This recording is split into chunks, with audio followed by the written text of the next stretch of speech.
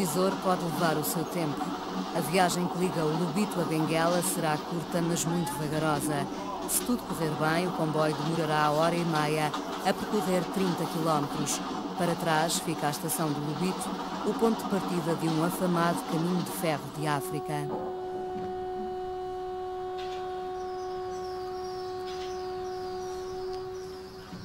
Depois do comboio partir, nada acontece na estação do Lobito, pelo menos assim parece. Porém, ao fim de 30 anos e pela primeira vez, há obras em curso. As travessas em madeira crua de Cabinda destinam-se à reabilitação do caminho de ferro de Benguela. A linha de transporte no Lobito, à fronteira com a República Democrática do Congo.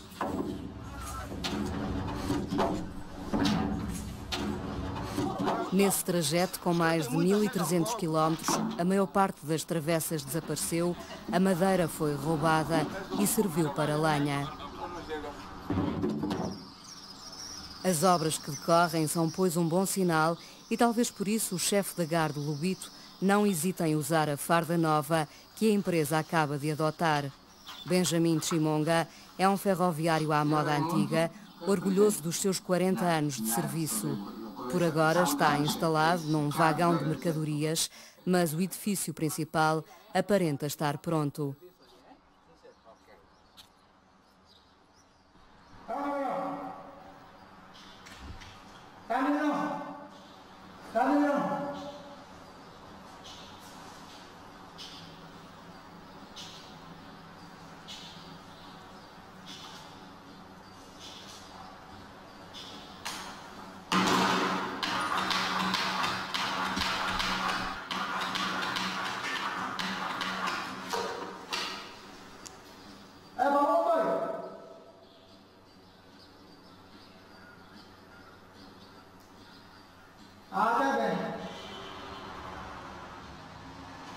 A nossa estação não sofreu com a guerra, não sofreu.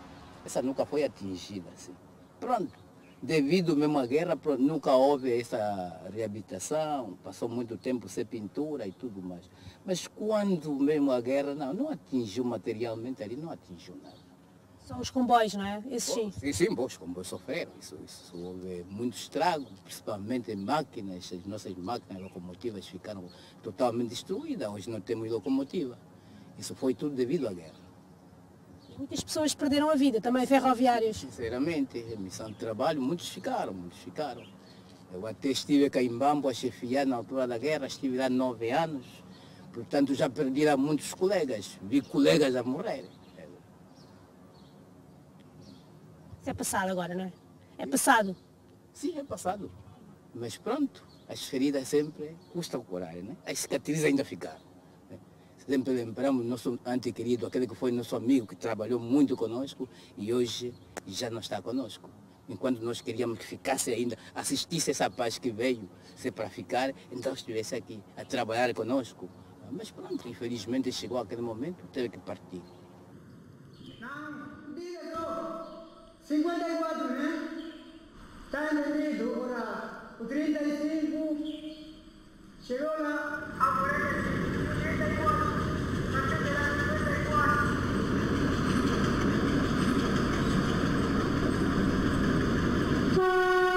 Os angolanos conheceram os sacrifícios de uma guerra civil prolongada.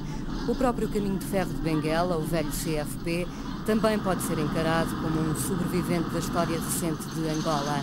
O percurso entre o Lobito e Benguela nunca deixou de funcionar, mas os restantes quilómetros da linha foram sendo sabotados ano após ano. Os angolanos querem acreditar que a paz veio para ficar. O maquinista Isaac Kosseng sonha já com o sossego da reforma, cansado de tantos anos de serviço, arriscados e mal pagos. Na viagem até Benguela, o comboio faz um trajeto paralelo ao mar. A meio, uma zona cheia de vida, com comércio, a Catumbela. Entram e saem mulheres, são conhecidas por quintandeiras, transitam de um lado para o outro, ocupadas com a venda de fruta e de legumes frescos. Nos terrenos vizinhos cultiva-se o milho, a mandioca, a batata doce e o tomate.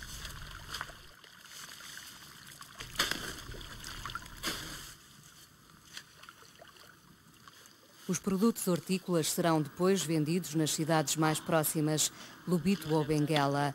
Aliás, tal como o peixe, que é pescado a 500 metros de distância.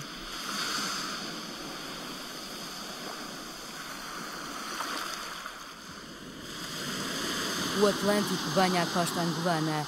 Esse foi um fator determinante para a construção do caminho de ferro de Benguela. Sem fácil acesso ao mar, os países encravados no interior africano não conseguem exportar os seus produtos. Mas por estes lados e por agora, o que conta é a luta diária pela sobrevivência e a conservação do peixe, que depois de seco é vendido no mercado.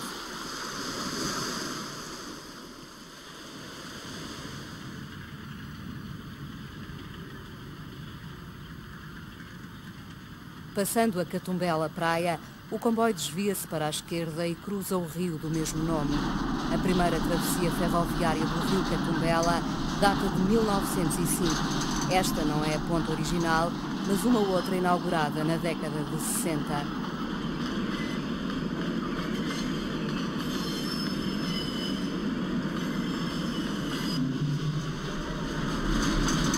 Dentro do comboio, o pequeno negócio está por todo lado. O pão fresco é bem-vindo para matar a fome a meio da manhã. 10 kwanzas, ou seja, 12 cêntimos por um pão.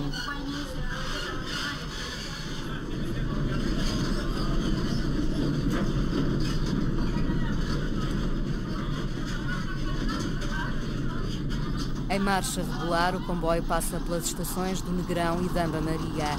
Ganha depois um pouco de velocidade. Não tarda, estamos a chegar a Benguela. Terminam assim os 30 quilómetros a que ficou reduzido o CFB.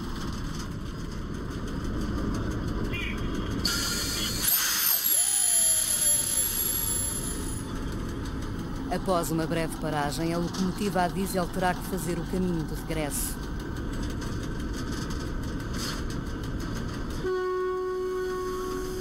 O equipamento é velho, as infraestruturas degradadas, mas os empregados preocupam-se em manter as coisas a funcionar.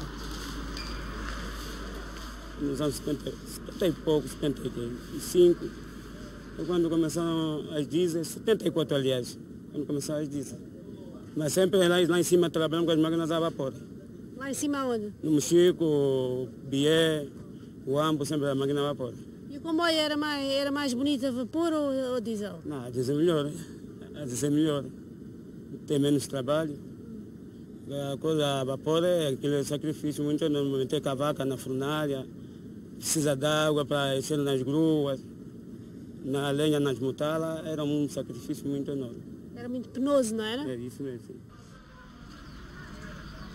A Guerra Civil marcou o país ao longo de quase 30 anos. Durante esse tempo, as populações do interior procuraram refúgio no litoral, em cidades como Luanda, Lobito ou Benguela. Ora, Benguela é uma das cidades mais antigas de Angola. Com os deslocados de guerra, cresceu, é certo, mas o centro e a zona ribeirinha mantêm-se conservados. Em memória do passado, ostenta como museu o edifício onde funcionou o mercado de escravos. A importância política e económica de Benguela no século XIX determinou, entre outras coisas, que o caminho de ferro lhe prestasse vassalagem. Como não podia deixar de ser a cidade, foi incluída no traçado da linha. Questões antigas de uma época em que os serviçais para as roças de São Tomé pisavam as areias da Praia Morena. Desse tempo colonial ainda restam vestígios do antigo cais de madeira. Benguela não dispõe de águas profundas, essenciais a um porto de apoio ao caminho de ferro. Por isso mesmo, mais a norte, foi escolhido um outro local, a Baía do Lobito.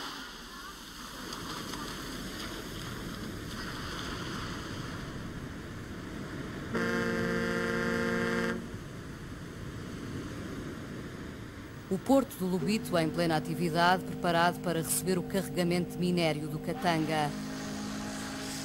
Operacional estava também o caminho de ferro de Benguela, cuja construção terminara em 28, mas só em 32 foi possível fazer o transporte de minério para o litoral após ter sido estabelecida a ligação ferroviária entre a fronteira angolana e o interior do Congo belga.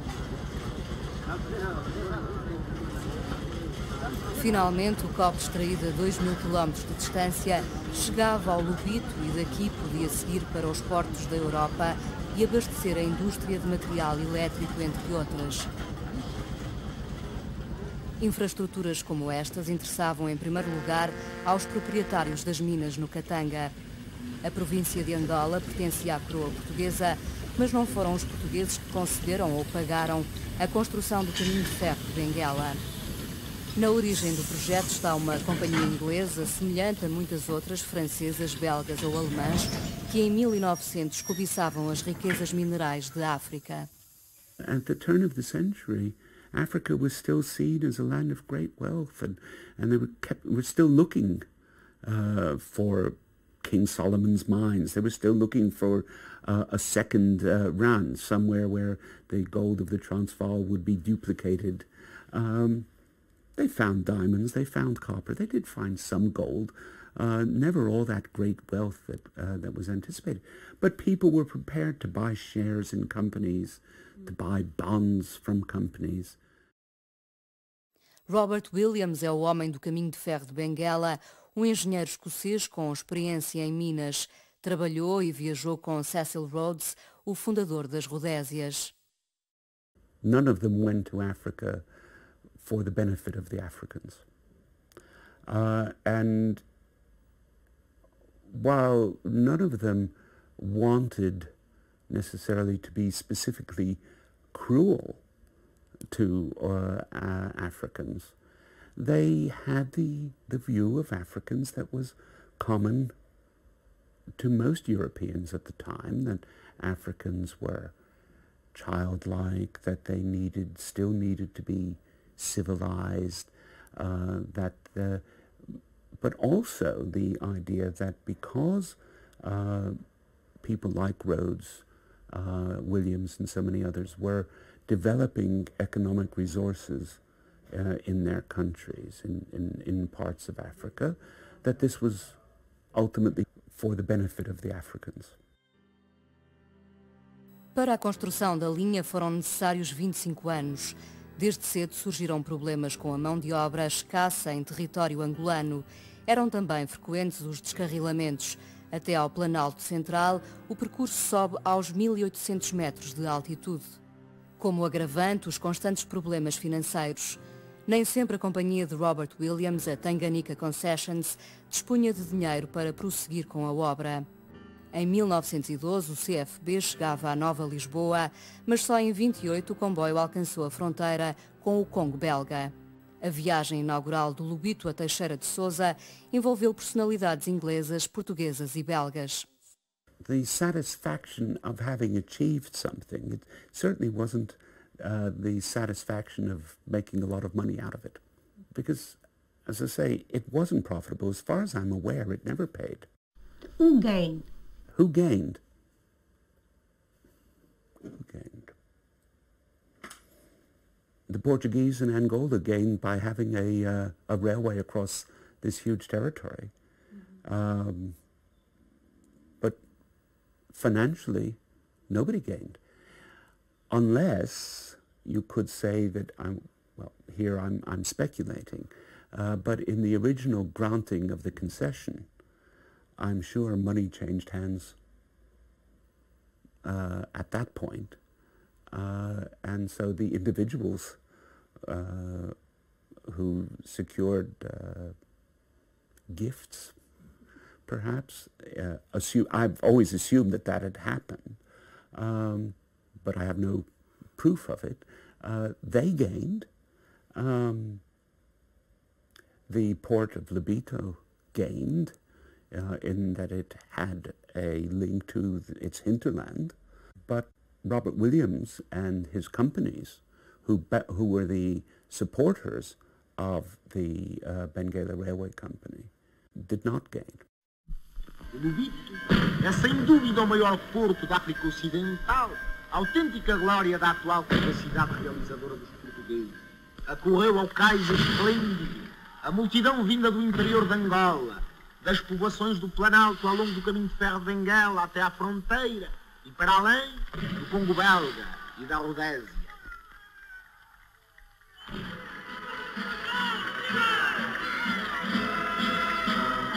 Oscar Carmona foi o primeiro chefe de Estado português a visitar Angola em julho de 1939. Já na altura, o caminho de ferro dispunha de um hotel, o Terminus, onde a comitiva almoçou.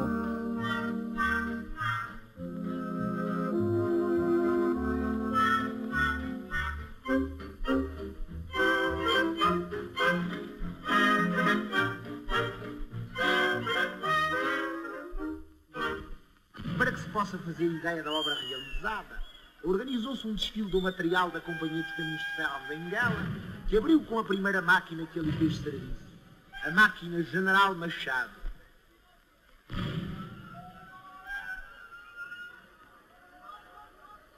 E fechou com um material moderno, esplêndido, do melhor que há em qualquer parte.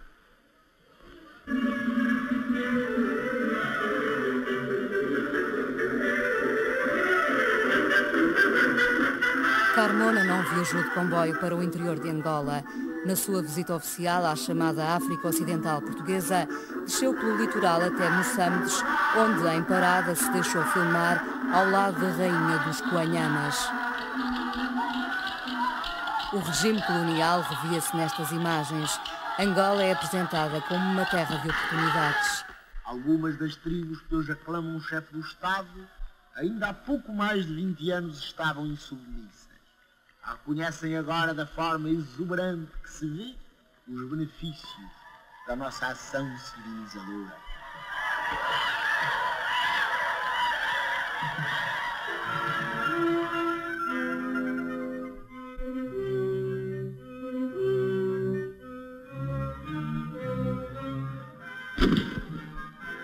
A caça, a fertilidade da terra, as tribos amistosas, imagens exóticas que favoreciam o fascínio por África.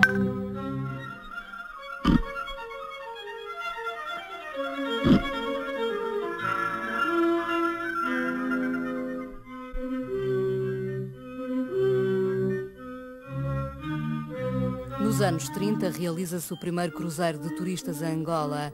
Se havia coisa a não perder, era uma viagem no caminho de ferro de Benguela.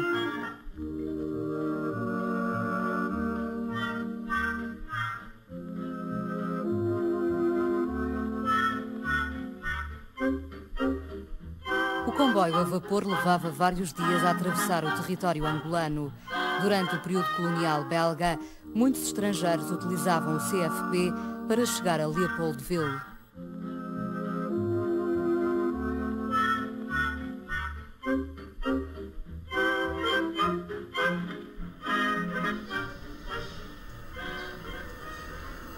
Revestidas em madeira, as carruagens eram construídas em Inglaterra. Na primeira classe dispunham de casa de banho e de camarotes individuais com cama e lavatório. Pelo requinte e pela data de construção, é possível que a carruagem tenha feito a viagem inaugural do CFB. O caminho de ferro foi na origem, durante 100 anos, uma empresa estrangeira dentro do território angolano. Como moeda de troca pela concessão, o Estado português exigiu várias coisas aos ingleses: 10% das ações da companhia e a instalação de uma sede em Lisboa. No entanto, os negócios da empresa eram geridos a partir de Londres. Isto era um Estado dentro do outro Estado. Todo o indivíduo que trabalhasse, conseguisse emprego no caminho de ferro, tinha crédito ao longo da linha em todas as lojas. Não precisava de fiador, porque era uma empresa com muita credibilidade. E a partir da empresa da credibilidade também os trabalhadores o tinham. Dava prestígio, não é? Tinha prestígio, quem entrasse para o caminho de ferro, de um jovem, ir como maquinista, para maquinista era um... parecia que tirava o curso de doutoramento.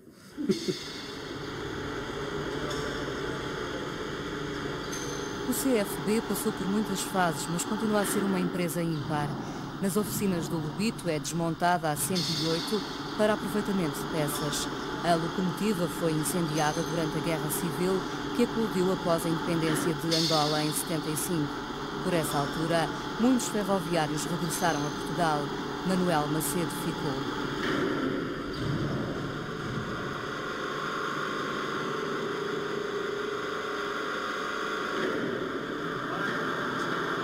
Como a circulação de comboios esteve praticamente paralisada nos últimos anos, agora há que reavivar a memória sobre certas matérias.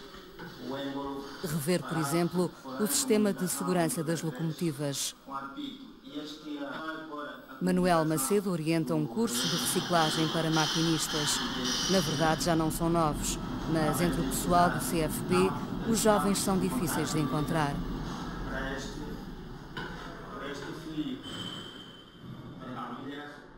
Robert Williams não conheceu o período áureo do CFB.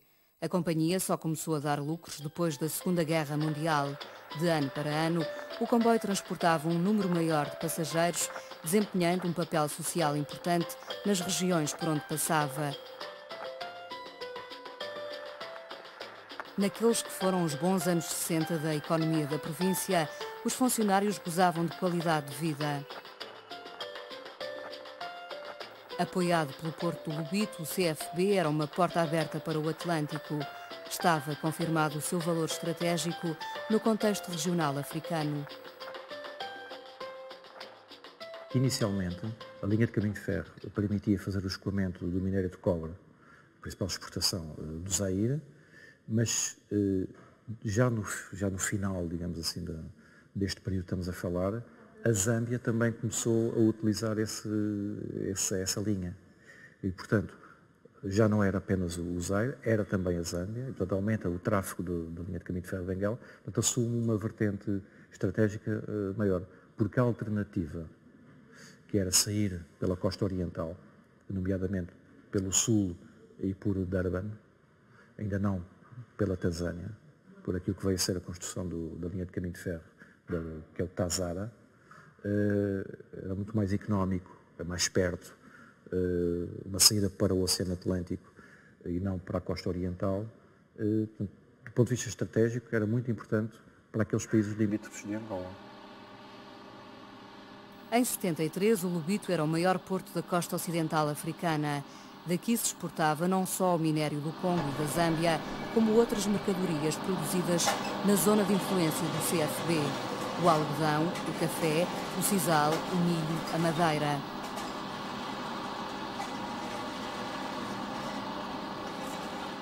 Ao porto acostavam também grandes paquetes da época, como o Infante Dom Henrique. Ora, nos dias que correm, o porto é uma pálida imagem do passado.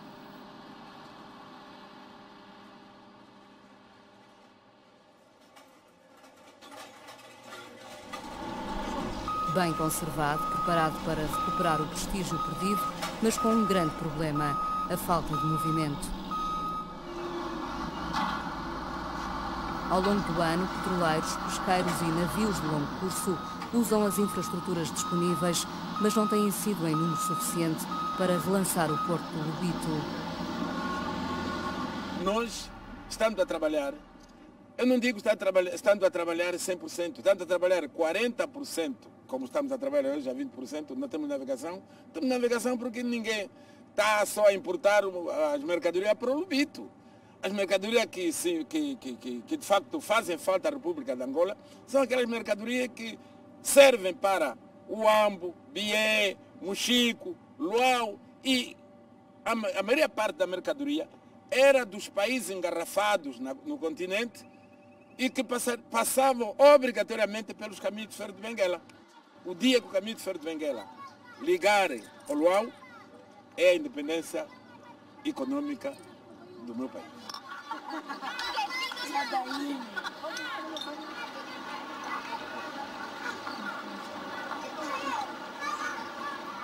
Num país sem estradas capazes, o meio de transporte mais fácil de reabilitar é o comboio. Na sede da companhia no Lobito, o diretor dispõe de um vistoso gabinete revestido a madeira. Daniel Kipaz garante que o CFB voltará a ser uma imagem de marca do país. Mas como, se a destruição foi tanta? Sim, um termo simplifique as coisas, posso considerar um monstro adormecido, digamos assim, e que agora precisa de acordar. E é isso que estamos a tentar fazer. Portanto, é muito triste, mas a guerra, foram quase 30 anos de guerra e foram quase 30 anos que esse caminho de ferro esteve parado, não fez qualquer investimento em termos de recursos humanos, fez alguns investimentos na aquisição de locomotivas, mas para atender essa via, esse ramal de 30 km. Não fez mais que isso.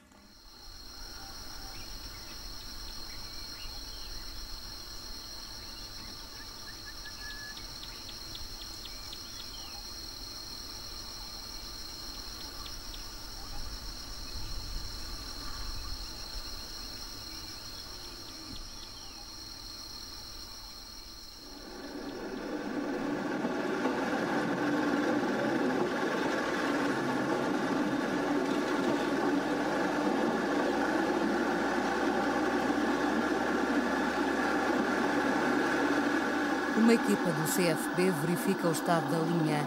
Lobito e Benguela ficaram para trás. Partiram. Não, partiram o tabuleiro. Mas já temos que depois pôr esta de ferro. Está a ver a destruição como ela está feita. É menos mesmo. Vai para a frente para o chegar.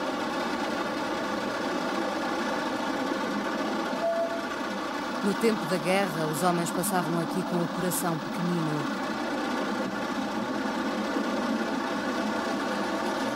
Aqui para a frente estão todas assim. Em emboscadas ao longo da linha, 300 ferroviários perderam a vida.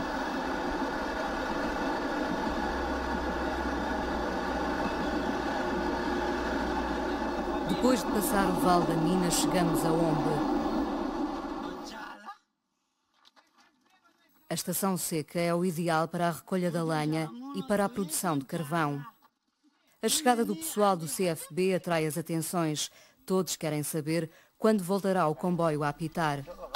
Falando em Umbundo, o inspetor Pedrosa garante que está para breve. Por enquanto, será preciso esperar pelo fim das obras, aguentar o isolamento.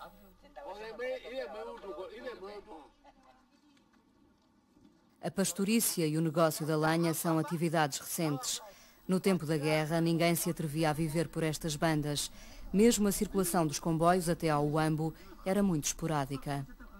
Uma viagem sem sobressaltos poderia demorar 3 dias. 3, 4 dias. Fazer 400 km, não é? Exatamente. Às vezes encontrava-se a linha dinamitada, outras vezes com minas, faziam-se explodir as minas. Pronto, tinha que se compor a linha. Depois só daí que os comboios retomavam a marcha. Pronto, era a guerra.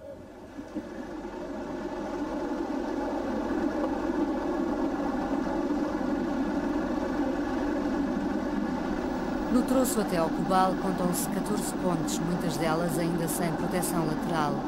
As equipas de desminagem já limparam o trajeto, mas o fundo dos vales permanece perigoso.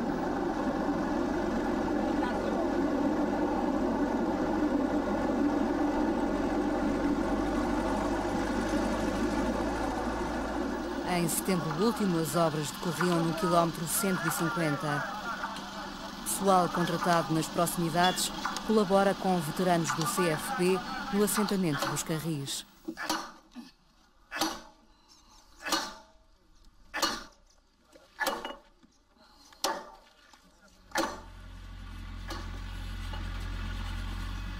A variante do Cobal estaria pronta se não tivessem surgido problemas com os terrenos arenosos da zona. Há que remover terras. Usa-se a prata da casa. Máquinas antigas, porventura as mesmas que estiveram na construção da variante em 1972. Uma vez vencida a dificuldade neste troço, estamos a um passo do rio Cobal.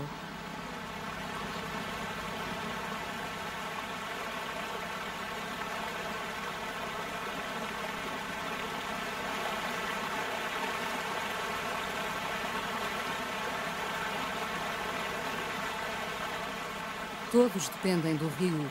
Os moradores do Cobal vivem praticamente sem acesso regular à luz, aos cuidados médicos e aos transportes.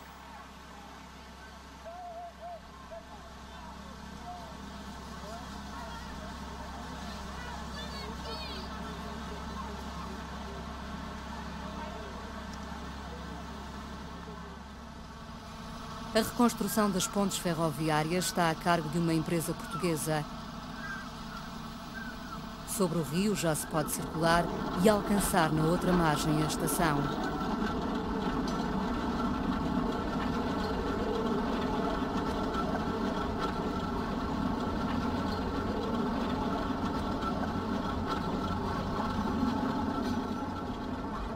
O comboio apitará no Cobal até ao final do ano 2004, foi a promessa do governo.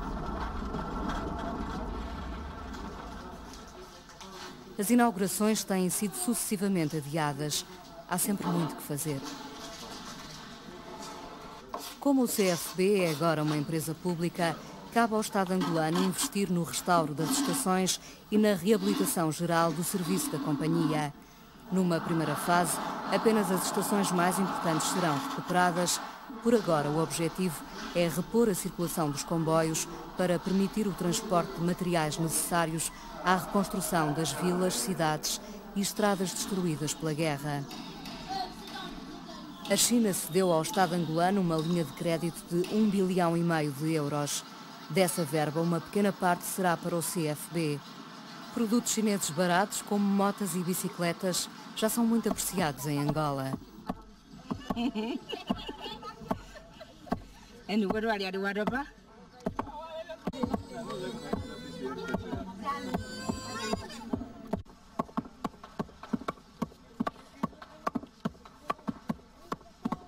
Aguarda-se com natural entusiasmo a ligação ferroviária ao Cobal.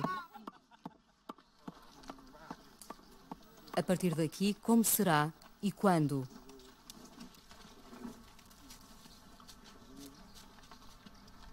O acesso ao Planalto Central de Angola permanece difícil por via terrestre. A maior parte dos angolanos não tem alternativa. Desloca-se a pé, carregando mercadorias de um lado para o outro. Para os automóveis, as estradas são um verdadeiro castigo. O asfalto está de tal forma degradado que o melhor é conduzir pela berma, ainda que sob pena de encontrar uma mina anti-tanque.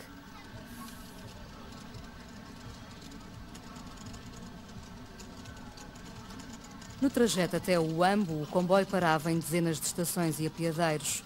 Uma das mais importantes era a Ganda, a que os portugueses deram o nome de Mariano Machado.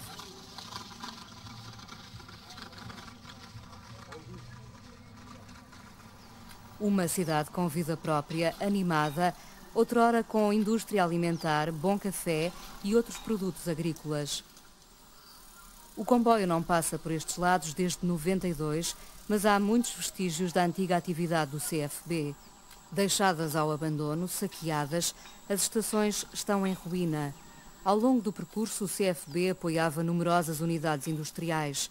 Escoava, por exemplo, a celulose do Alto Catumbela. A paisagem perdeu os eucaliptos, o rio mantém-se precioso como nunca.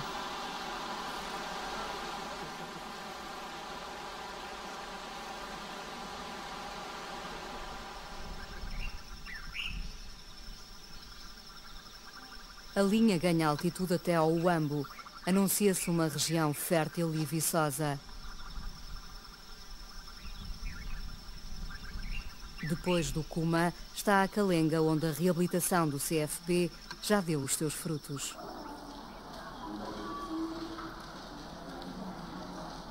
Na Calenga, os comboios circulam desde junho. Pelas 7 horas da manhã, a estação é invadida por muitas mulheres carregadas de frutas e hortícolas. São as populações da Calenga e da vizinha Kaala que abastecem de frescos e de carne a cidade de Uambo.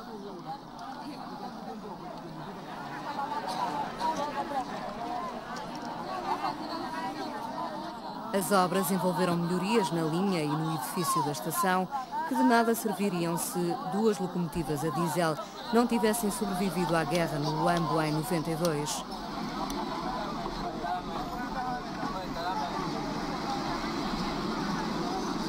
Não convém perder o comboio.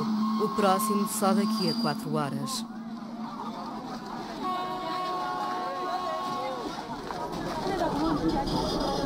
A Calenga era e é uma terra tão fértil que os portugueses atribuíram-lhe o nome de Vila Verde. Embora não pareça, estamos a 1800 metros de altitude.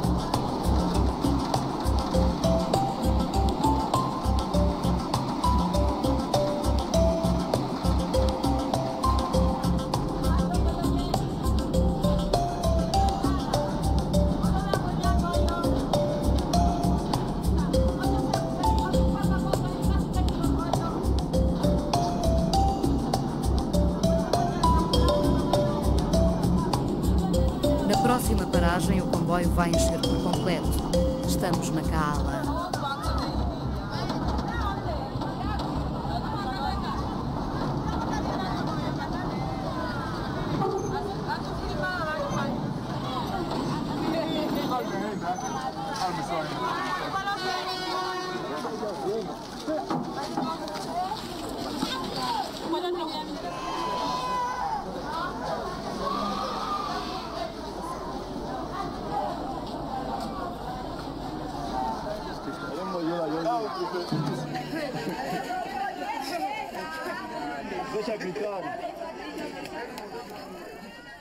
Nos últimos anos do conflito armado, a Kaala abrigou muitos deslocados de guerra.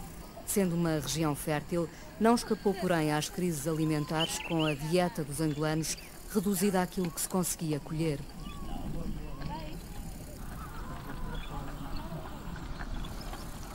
A vila tinha o nome do fundador do CFB, Robert Williams, de que resta uma placa esquecida num caminho velho. Quem pode parte para a cidade. Talvez em Uambo se consiga fazer algum dinheiro vendendo os produtos da terra.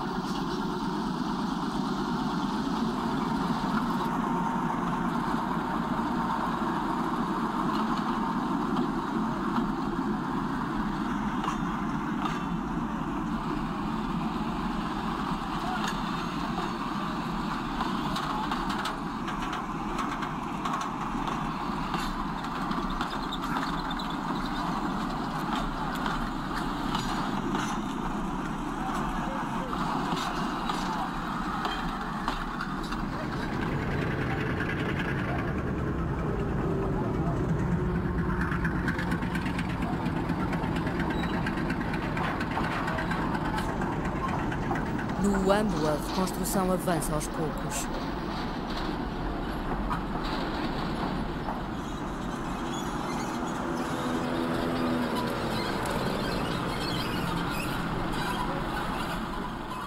Depois das vias prontas, isto vai correr bem. O comboio andar, as estradas também a funcionar em pleno, o Uambo vai voltar a ser o antigo Uambo. As casas estão com um aspecto horrível. Falta de pintura, seus arranjos. Estamos aqui a chegar, está a ver ali o Hotel Roma. É um hotel funcionado em pleno e hoje está vazio, não tem lá nada.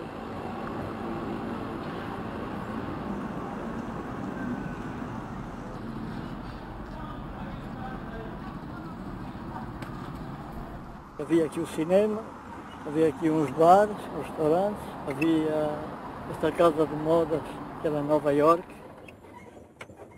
que está destruída, uma casa que era muito conhecida em Angola.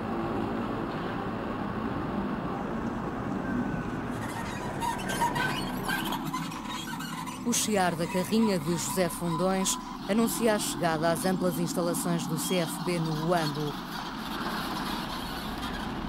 Parte do edifício da direção está em ruínas, mas os funcionários andam mais animados desde que em junho foi reposta a circulação dos comboios até à Calenga. José Fundões trabalha há 50 anos no CFB. Os restantes funcionários no ativo têm também muitos anos de casa. Para muitos, o coração da companhia esteve sempre no Uambo. Por cá havia cursos de formação para o pessoal, montavam-se as carruagens, fazia-se a reparação das locomotivas, fossem elas a diesel ou a vapor. Os mais velhos foram saindo com o correr do tempo, levando consigo conhecimentos preciosos. O CFB dispunha de uma centena de locomotivas a vapor, entre elas as famosas Garrat. O ideal seria que este tipo de locomotiva voltasse a circular. Antigos maquinistas, como António Saraiva, não têm dúvidas sobre essa matéria. Esta locomotiva veio para aqui em condições. Ela estava boa. Ela foi reparada, veio para aqui boa. Mas pronto, com o andar do tempo ela ficou inoperante e ficou neste estado. E já não há pessoas que sabem mexer nisto também para reparar? Já não há, porque parte das pessoas já atingiram idades, limite de idade, não é? Uns foram para a reforma e não temos Não temos mais pessoal nenhum. E também não é só isso, quer dizer, esta máquina para andar, isto requer muitos requisitos, porque, por exemplo, vejamos, é preciso que as bombas, as tomas de água funcionem, é preciso que os perímetros florestais onde se cortava a lenha, referindo-me à máquina de lenha, também funcionem. Depois é preciso caminhonais para fazer o transporte, para transportar o local onde a lenha é carregada. Portanto, isso quer dizer, é uma série de problemas que hoje já não conseguimos, porque não temos. Os comboios a vapor circularam até meados dos anos 80 no percurso entre o Huambo e o Bié. No exterior ou em armazéns, todo o material antigo continua a ser religiosamente guardado, troféus de um passado brilhante.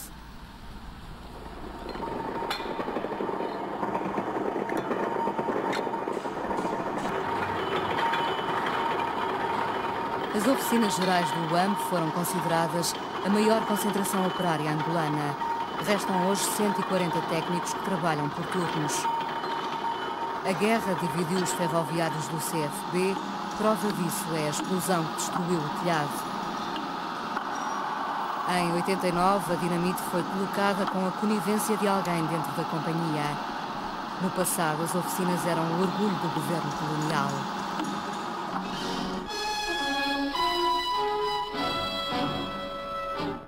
Instaladas em Nova Lisboa, as oficinas gerais do Caminho de Ferro de Benguela são as maiores da África. Este é verdadeiramente o coração do tráfego ferroviário que garante a boa conservação e o progresso do material circulante ao serviço da economia da província.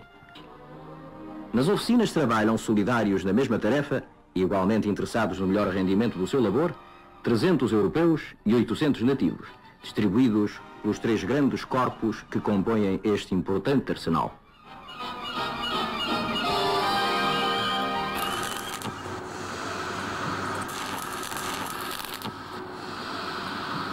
Num cenário pouco animador, os aprendizes agarram-se a esta oportunidade de trabalho. Na região não há indústrias nem emprego.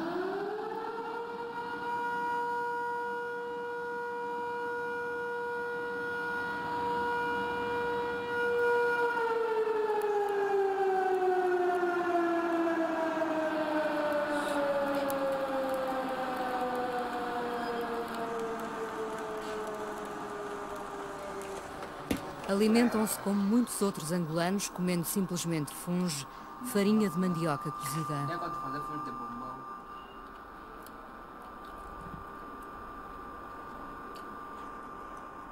Vamos acabar.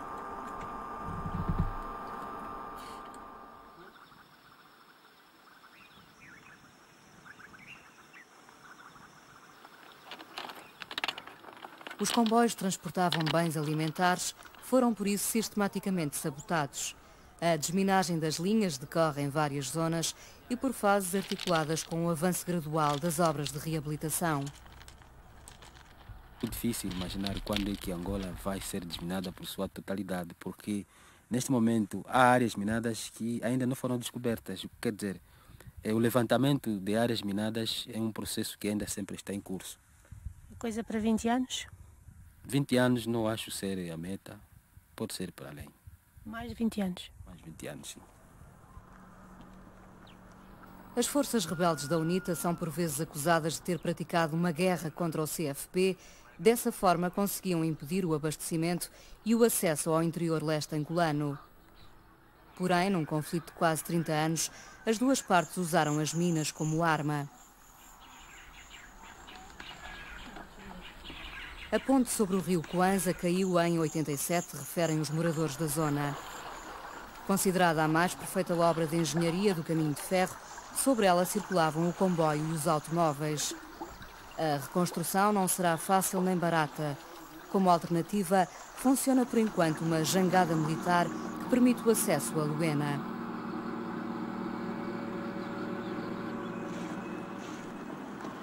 A cidade de Luena esteve longos anos sitiada pelas forças da UNITA, tendo acolhido na década de 90 milhares de refugiados dos municípios vizinhos. Em toda a província funcionam 40 telefones apenas. Luena à noite está praticamente às escuras, durante o dia floresce o negócio privado da água.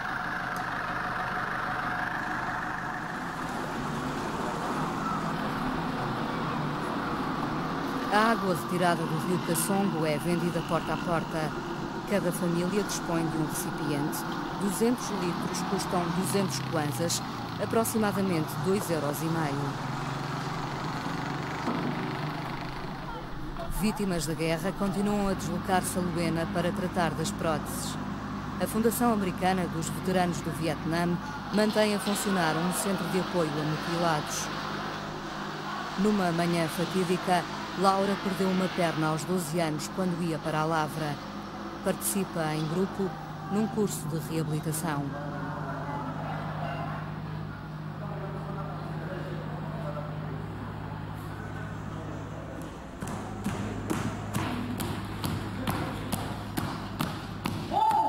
O grupo faz há 2 semanas exercícios físicos de adaptação a uma nova prótese que, entretanto, está a ser fabricada numa sala próxima.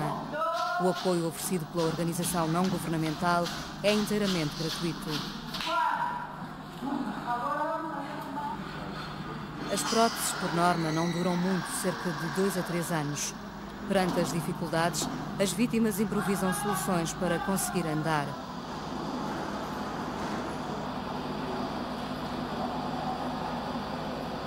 Acidentes com minas ocorrem todos os meses. O ano passado há a registrar 270 casos, segundo dados oficiais do governo. Além de algumas ONGs especializadas, internamente a educação, as crianças particularmente possam transmitir, a sair da escola, transmitir aos mais velhos o que são as minas e tudo isso, há uma diminuição.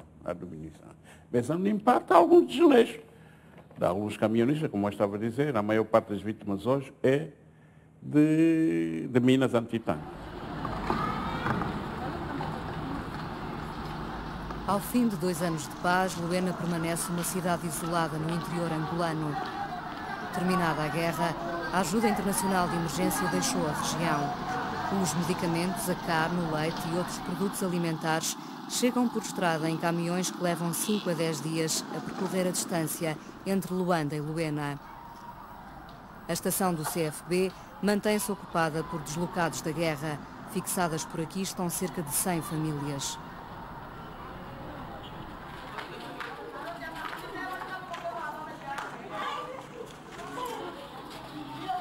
Ferroviários no ativo, esses são difíceis de encontrar e, no entanto, a Companhia do Caminho de Ferro de Benguela dispunha de um edifício administrativo de oficinas, de armazéns e de um bairro de trabalhadores. Era assim em Luena, como em muitos outros pontos da linha.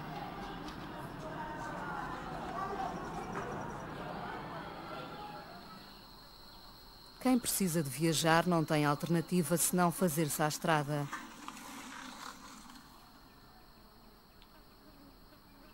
300 quilómetros separam Luena de Luau, na fronteira com o Congo. O mais sensato é escolher não o caminho mais curto, mas o mais seguro.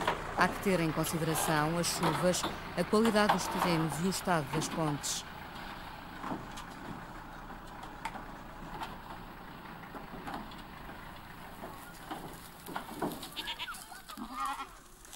As populações regressam lentamente ao meio rural, ainda que sob o risco de pisar uma mina, conseguem pelo menos plantar mandioca e milho para comer. O gado serve para vender e arrecadar algum dinheiro. Talvez se possa vender em Luau, onde há mais gente, um mercado e até um aeroporto.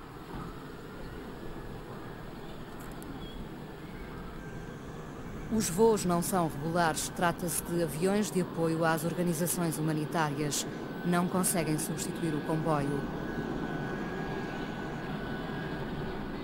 Nós, em um dia, transportávamos milhares de populares de um ponto da província para outro, de um ponto do país para outro, e vice-versa. Agora não se consegue fazer isso, limitamos-nos agora a andar de voos, de carros, em pequena escala, o número da população, porque de facto nós estamos a deparar com uma falta muito grande e que a gente pede mesmo que, aliás, as pessoas a quem tem direito, que se vê por esta via, e em um curto espaço de tempo vermos o comboio apitar aqui no município do Luau, para resolver os problemas do povo angolano e também dos outros povos vizinhos.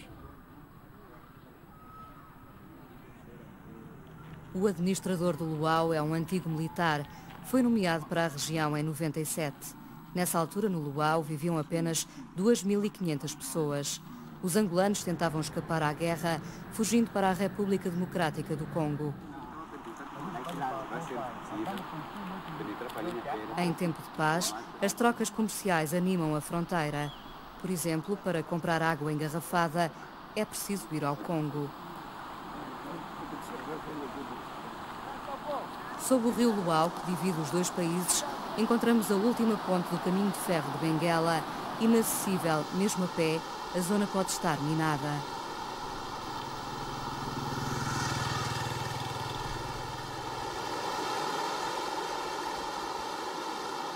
No vizinho Congo, não muito longe da fronteira, encontram-se os campos de refugiados de Kisenge, Divuma e de Chimbombulu. Uma boa parte dos angolanos está a regressar a Angola. Numa primeira fase, prefere instalar-se no Luau, onde há serviços importantes como um hospital e um mercado. O negócio dos combustíveis está entregue aos homens, ou melhor dizendo, aos rapazes. O litro do petróleo custa 70 kwanzas, cerca de 80 cêntimos, podendo ser vendido em pequenas doses. Também por aqui se vende gasolina, embora não seja um negócio tão bom como o do petróleo.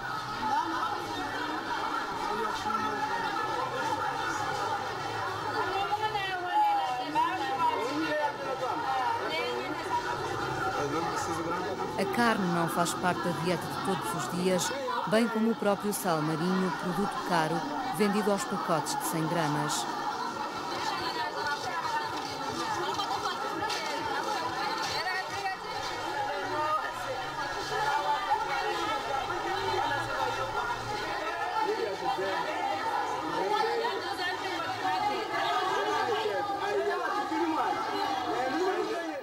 Nos últimos 2 anos, a cidade do Luau acolheu 40.000 refugiados no âmbito de um programa apoiado pelas Nações Unidas. Os recém-chegados podem permanecer por alguns dias no campo de repatriamento. Ao fim de uma semana, recebem utensílios de cozinha, ferramentas para construir uma casa, cobertores, bidões para a água e apoio alimentar para os 2 primeiros meses.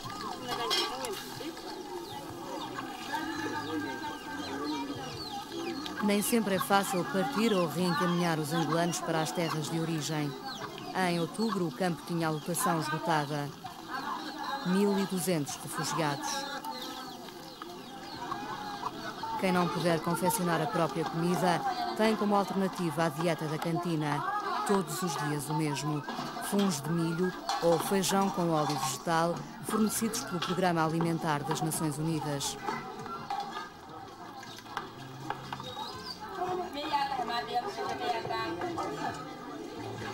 No campo, a maior parte das pessoas está desocupada enquanto aguarda pela hora de partida.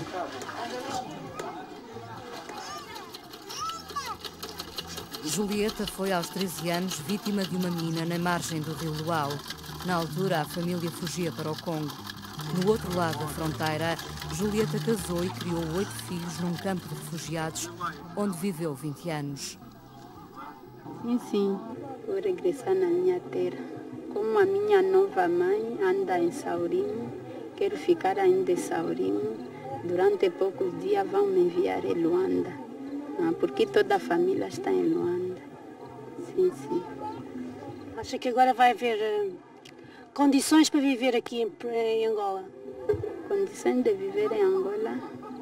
Como é o meu país, e fui nascida em Angola e sou angolana, assim resolvi regressar e se instalar aqui mesmo e vou ver se vou ficar na família ou no meu mano que anda em Ambo. Sim, sim. Os angolanos regressam ao país esperançados em rever a família, mas no Luau o comboio não circula há muito tempo. Ao certo, ninguém se recorda da última vez que o comboio apitou.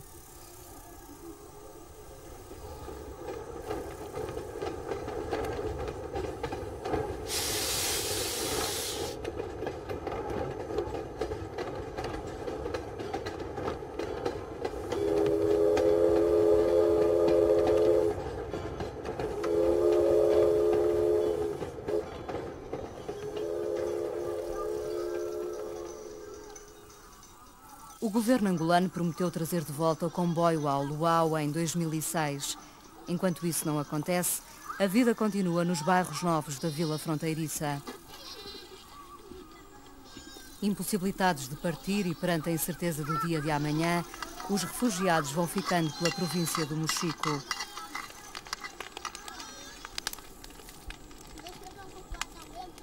Sob a noite escura, o tempo é de paz, mas um tempo primitivo e desamparado. O sonho de uma vida melhor permanece difícil de concretizar. Como será quando o comboio apitar?